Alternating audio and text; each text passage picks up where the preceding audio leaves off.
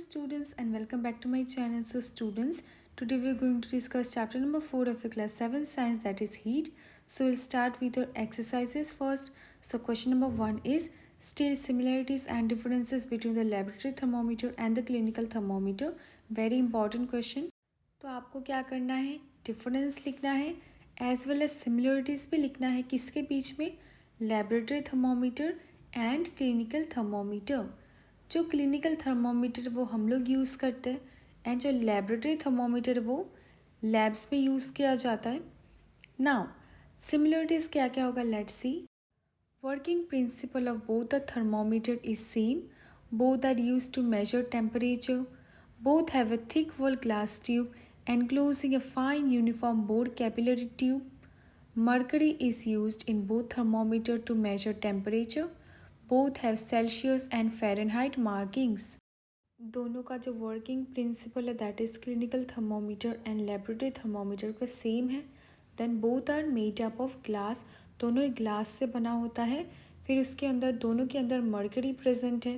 Then both are use to measure temperature, उससे temperature measure किया जाता है एंड दोनों में ही सेल्सियस एंड फ़ारेनहाइट का जो मार्किंग है वो भी प्रेजेंट है। तो ये है आपका similarities. So now let's look at the differences. Laboratory thermometer is used to measure temperature of different objects in factories and laboratory, whereas clinical thermometer is used to measure the temperature of human beings only.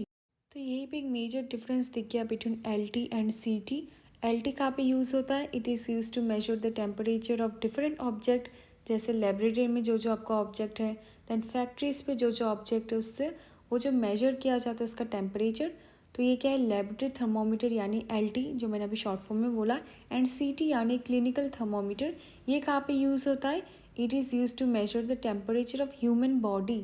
Second point, generally laboratory thermometer has temperature range from -10 degrees Celsius to 110 degrees Celsius, whereas clinical thermometer has temperature range from 35 degrees Celsius to 42 degrees Celsius. तो L T का temperature range क्या है, from -10 degree Celsius to 110 degree Celsius. And clinical क्या है, आपका जो human body का temperature है इसका टेम्परेचर रेंज क्या है, from 35 degree Celsius to 42 degree Celsius.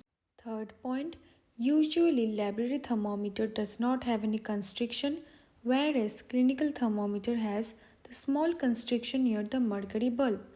अगर आपने कभी ऑब्जर्व किया है, जो मर्करी बल्ब के नियर पे जो क्लिनिकल थर्मोमीटर पे छोटा छोटा कंस्ट्रिक्शन प्रेजेंट है, पर वो एल टी में प्रेजेंट नहीं है। एंड लास्ट है आपका एल टी, अगर शॉर्ट में आपको पता, laboratory thermometer has to be kept upright, उसका जो अपराइट पोजीशन पर रखना पड़ता है while taking the reading, whereas C T can be tilted while taking reading. So next is a question number 2. Give two examples each of conductors and insulators of heat. Conductors and insulators of heat का two examples each देना है। तो conductors पे आप लिख सकते हो copper, aluminium, iron. Insulator में आपका आएगा वुड, वाटर, एयर। तो हमें पता है जैसे वुड, वाटर, एयर, इनसे हीट ट्रांसफ़र नहीं होता, इसलिए ये आपका इंसुलेटर के कैटेगरी पे आता है। Okay, so next is a question number 3। The hotness of an object is determined by it's. कोई भी ऑब्जेक्ट जो जितना हॉट है वो किससे वो डिटरमाइन होता है, वो आपको बताना है। Next, temperature of boiling water can not be measured by a dash thermometer. Temperature is measured in degree. No medium is required for transfer of heat by the process of dash. A cold steel spoon is dipped in a cup of hot milk. It transfers heat to its other end by the process of dash.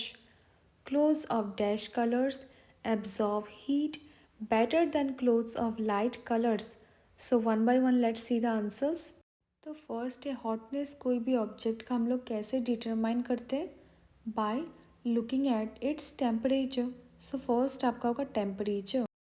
Temperature of boiling water cannot be measured by a clinical thermometer, क्योंकि clinical thermometer is for human beings, वो human beings का जो body temperature है उसको measure करने के लिए बना है। बट जो boiling water है उसका टेम्परेचर बहुत हाई होता है तो वो किससे मेजर किया जाता है? With laboratory thermometer. Temperature is measured in degree. Temperature किस में मेजर किया जाता है? Degree Celsius. No medium is required for the transfer of heat by the process of radiation.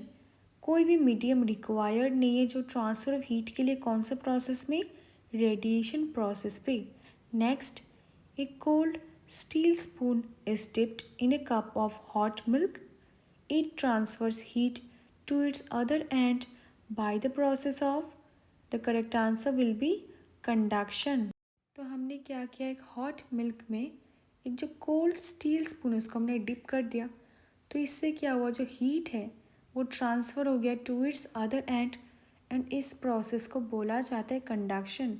ये एक ऐसा प्रोसेस है जहाँ पे जो हीट है वो फ्लो होता है from the hotter end to the cooler end. Okay, and last आपका क्या है, देखो, clothes of dark colour absorb heat better than clothes of light colour. Example अगर हम लोग ले ब्लैक, जो ब्लैक कलर है वो क्या, एक डार्क कलर है, वो हीट को एब्जॉर्व करता है बेटर वे पे in comparison with light colour. जैसे अगर हम लोग एग्जाम्पल ले white, match the following. Land breeze blows during, कब होता है?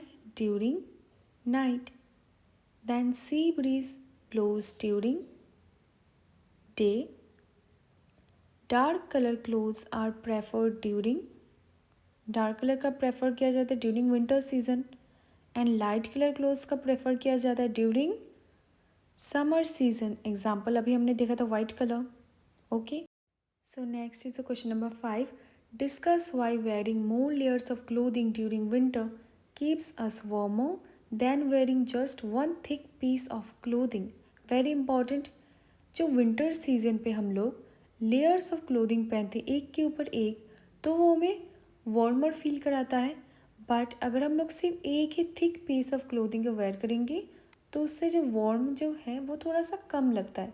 तो इसके पीछे का रीज़न क्या है वो आपको बताना है। So what you will write, the air gets trapped between two layers of warm clothes. Air acts as insulators of heat. Very important. This layer prevents our body heat to escape in the surroundings. More layers of thin clothes will allow more air to get trapped and, as a result, will not feel cold. So, wearing more layers of clothing during winter keeps us warmer than wearing just one thick piece of clothing. तो अगर हम लोग one से ज़्यादा layer of clothing पहनते during winter season तो it keeps us warmer than wearing just one thick piece of clothing. तो उसके पीछे का रीज़न क्या है, बहुत ही देखो सिंपल है। जब हम लोग मल्टीपल लेयर्स ऑफ क्लोथिंग पहनते हैं तो ज़्यादा जो एयर है वो ट्रैप्ड हो जाता है इसके इनसाइड पे, इसके अंदर पे, than just a single thick piece of clothing. And ये जो एयर है वो क्या प्रिवेंट करता है, जो हमारा बॉडी हीट है उसको सराउंडिंग्स पे जाने से प्रिवेंट करता है। इसलिए आपको क्या बोला गया यहाँ पे, देखो, air acts as insulator of heat, right. That is this air prevents the flow of heat from our body to the cold surroundings. Therefore अगर हम लोग layers of clothing पहनते हैं विंटर सीजन पे स्पेशली तो हमें warmer फील होता है than wearing just one thick piece of clothing. So I hope it's clear. Next is the question number 6. Look at the figure. Mark where the heat is being transferred by conduction, convection, radiation. तो यहाँ पे आपको एक जो diagram given आपको बोलना है कौन सा कंडक्शन है, कौन सा कन्वेक्शन है एंड कौन सा रेडिएशन है। ओके, तो आपको जैसे यहाँ पे दिख रहा होगा बर्नर ऑन है एंड ये वाटर बॉयल हो रहा है, तो कंडक्शन है ये। कंडक्शन क्या है, जो हीट ट्रांसफ़र होता है कहाँ पे, between objects by direct contact. तो ये आपका हो गया कंडक्शन। तो ये जो वाटर बॉयल हो रहा है इसका जो हीट है वो आप तक पहुँच रहा है, तो ये कौन सा प्रोसेस है, radiation.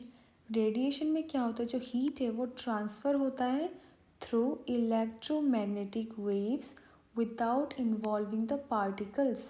Okay, so I hope it's clear. अभी बचा कौन सा, कन्वेक्शन। कन्वेक्शन क्या है, ये एक ऐसा प्रोसेस है जहाँ पे जो हीट है वो ट्रांसफ़र कहाँ पे होता है, विद इन द फ्लूइड। ठीक है, तो यहाँ पे जैसे एरो मार्क मार के मैंने दिखाया, दिस इज योर कन्वेक्शन। सो यहाँ पे आपको दिख रहा होगा ये क्या है, कंडक्शन, ये क्या है, रेडिएशन, एंड ये है आपका convection. So this is the diagram.